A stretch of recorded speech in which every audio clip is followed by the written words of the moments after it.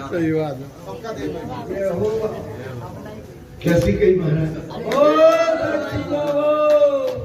तो वो नहीं होना चाहिए। और एक कहीं भी भीड़ में ज्यादा नहीं, मर्यादा में हमेशा रहना चाहिए, हमेशा मर्यादा।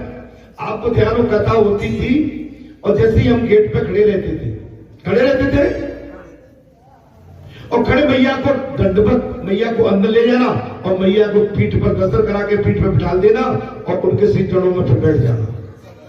बताओ आज आप बताइए, मैया कई जगह जा रही है, मैंने बहुत अच्छा काम नहीं किया है, लेकिन जो मेरा कर्तव्य था, जब कोई विशेष अतिथि आपके द्वार में, घर परिवार में आता है और आपको उसका पूर्ण सम्मान का ध्यान, आप कितनी बड़ी हस्ती क्यों ना,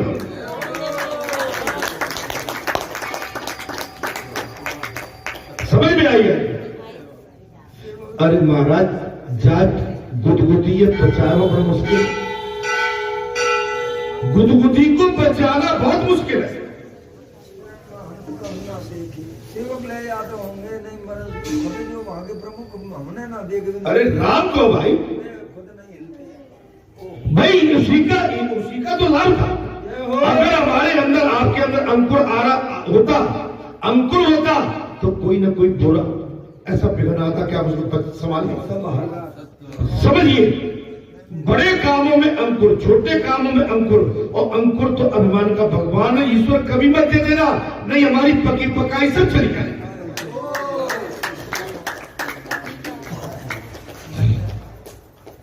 पुजारी जी, अज्ञान के कारण जीव अपने आप को भुलाता जा रहा है।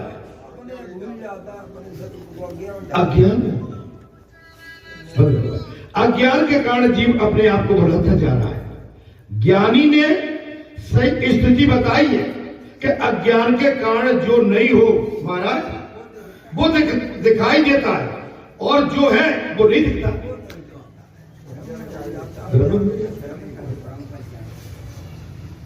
ऐसा होने पर सावधान, और साधन छूट जाता है। अगर असावधानी हुई, हमारी जो सिद्धि साधना है वो छूट जाती है, और परिणाम जीव और ईश्वर से विमुख हो जाता है। अरे कहां बालाजी पे लगे, वही 3 बजे उठना, फिर चलना, वहीं जाना, वही करना। हाँ भाई, उठा नहीं जाता है, नींद खुल गई, नींद पक्की नहीं थी, कच्ची नींद में उठ गए, चले आ रहे हैं, नहीं पहुंचेंगे तो महाराज जी जो है, नहीं, आज हम सवेरे देख रहे थे महाराज जी भगे चले जा रहे, पता नहीं कहां से निकले थे। जगह सही थी, लेकिन आज तो कपड़े भी ढंग से नहीं पहन पाए थे। आज का हुआ तो देख रहे थे, आपकी धोती भी आधी अधूरी नीचे तक रही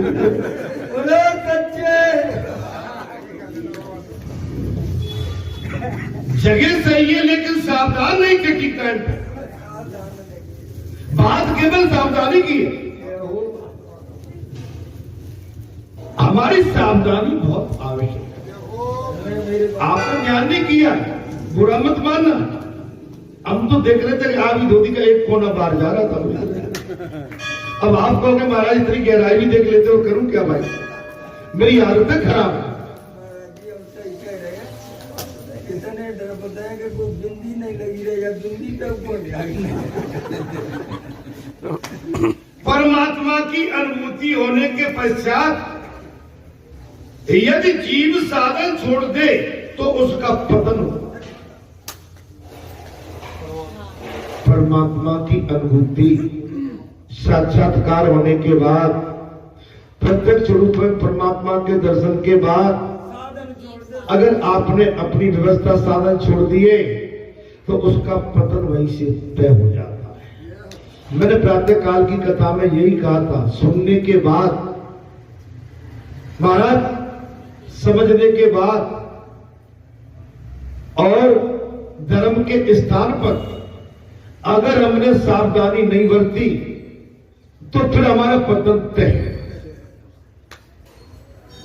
क्योंकि ये जो है ना स्थान, ये कल्याण के लिए, ये चापलूसी के लिए नहीं है, ये अमर्यादित नहीं है, ये मर्यादित है। यह सच्ची सीख, सच्ची पढ़ाई, सच्चा मार्ग और सदमार्ग, कल्याण का मार्ग, जिसमें दोनों तरफ से सुनने वाले का भी और कहने वाला, दोनों का कल्याण। अब पुंडलीक चरित्र देखें। पुंडलीक की माता पिता के प्रति अविराम अतिशय भक्ति को देखकर द्वारकाधीश उसका दर्शन करने के लिए महाराज कुंडलपुर पधार गए। अपने माता पिता की भक्ति करते सेवा करते तो उनकी उसी सेवा से कथा अच्छी लग रही है, बहुत अच्छी बात। लेकिन कथा सुनते समय आप हंसते कम हो पाए। अच्छा, सही बात है, सही बात। तो मेरे को अच्छा लगा भाई। आपके लिए मैं वही कह रहा हूं कि चलो जो हुआ सो हुआ, लेकिन अब से आवाज से भैया 30 साल कथा हो गई, हमारी समझ में आएगी बात कब? हम कब समझदार होंगे? हमारी उम्र निकली जा रही है, हमारी उम्र निकली जा रही है। अरे भाई अब तो माने हमारे पास कुछ नए करने के लिए कोई बात भी नहीं बची है। हमारे अंदर इतनी भी क्षमता नहीं है कि ज्यादा सर्दी पड़ जाए तो सर्दी सह जाए, और गर्मी ज्यादा आ जाए गर्मी को भी बचा जाए, बरसात आ जाए तो बरसात को कुछ ज्यादा खाना पीना भी नहीं कर पाएंगे। इसलिए अपने जीवन को बड़े आराम से और सावधानी से निकालें। पिता और माता कुष्ठ रोग से पीड़ित थे। पुंडलीक के माता पिता कुष्ठ रोग से पीड़ित थे और चिड़चिड़े स्वभाव के हो गए थे। पुंडलीक एक भक्त था, उसके माता पिता कुष्ठ रोग से पीड़ित होने के कारण वो चिड़चिड़े, उनका स्वभाव चिड़चिड़ा हो गया था। लगन से सेवा करता था, फिर भी वे उसका अपमान करते रहते थे। पुंडलीक के पिताश्री, उसका पुत्र बड़ा पुंडलीक बड़ी माता पिता की सेवा श्रद्धा आस्था समर्पित भाव से करते थे। उसके पश्चात भी उनके पिता उनको अपमान करते रहते, फिर भी पुंडलीक बड़ी नम्रता से सेवा करता रहता था।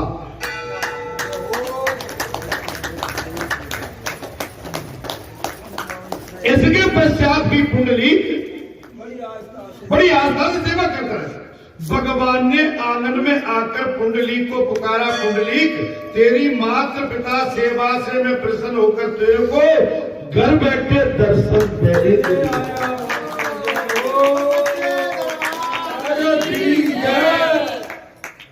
भगवान पुंडलीक के दरवाजे पर पहुंच गए और कहने लगे, पुंडलीक तूने जो माता पिता की निर्भाव भक्ति से सेवा की है, मैं तुझे साक्षात दर्शन देने के लिए तेरे घर आया।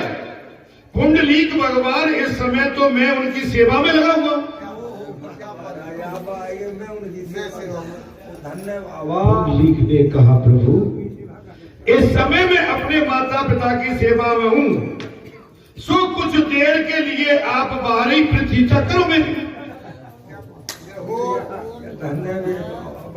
पुंडलीक मैं इस समय अपने माता पिता की सेवा में हूं, तो कुछ समय तक तुम मेरी बाहर प्रतीक्षा कीजिए। मैं सेवा से निवृत्त होकर आपसे मिलने के लिए बाहर आऊंगा।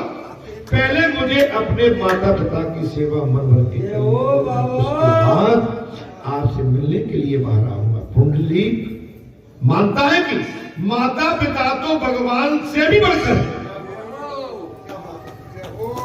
कुछ बात समझ में आ रही है? ओ मेरे बाबा, आज घोर कलयुग में आप माता पिता को कोई गाल डालना है?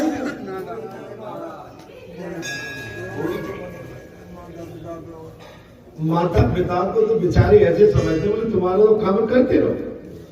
अच्छा अपन देखिए बाहर सम्मान चाहते हैं, बुरा मत मानना मेरी बात को, लेकिन घर में तुम्हारी हमारी क्या दुर्गति हो रही है।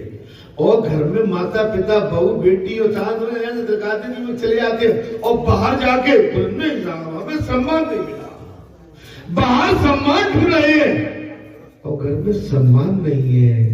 जिसका घर में सम्मान होगा उसका बाहर में सम्मान।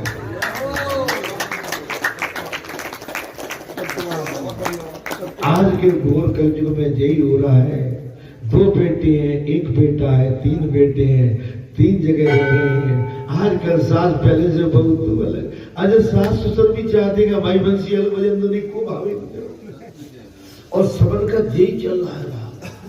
आप समझ लो महाराज, बुरा मत मानना। आप कलयुग का घोर प्रभाव है। मैं इसलिए कह रहा हूं कि कलयुग का घोर प्रभाव इसलिए है कि जब संत लड़ रहे हैं, विधान लड़ रहा है, मानवता से टकरा रही है, तो इस समय युग का बहुत बड़ा प्रभाव है कलयुग का। आप समझिए, गंगा जी के घाट पे इस समय प्रयाग में संत लड़ रहे हैं। जिद कह दिया था पहले ही कि कब कलयुग को तब समझ लेना चरम सीमा पे आ गया जब संत लड़ने लगे और बाप बेटा लड़ने लगे और माँ और सास और बहू इनमें जब झगड़े होने लगे और घर में से रोने की चीख पुकार आने लगे तो समझ लेना घोर कलयुग आ गया। और दरवाजे पे स्वार रोने लगे और बिल्ली म्याऊ म्याऊ करने लगे और महाराज आसपास बैठ के लड़ैया रात में करे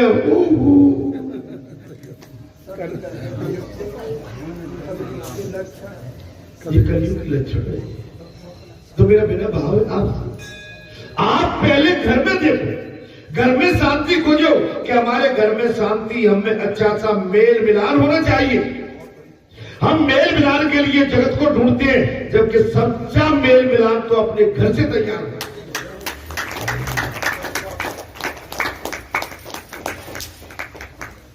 महाराज पुंडलीक कह रहा है मैं सेवा से निवृत्त होकर आपसे मिलने आऊंगा। पुंडलीक मानता है कि माता पिता तो भगवान से भी बढ़कर है।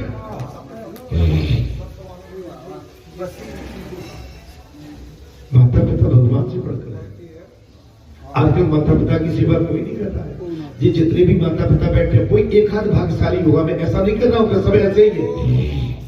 कोई विशेष भाग्यशाली होगा, उसका विशेष पुण्य होगा, तो इसकी सेवा उसे प्राप्त होगी। उसकी सेवा की तभी तो भगवान उनसे मिलने पहुंचे। सेवा करी उनकी वजह से तो आए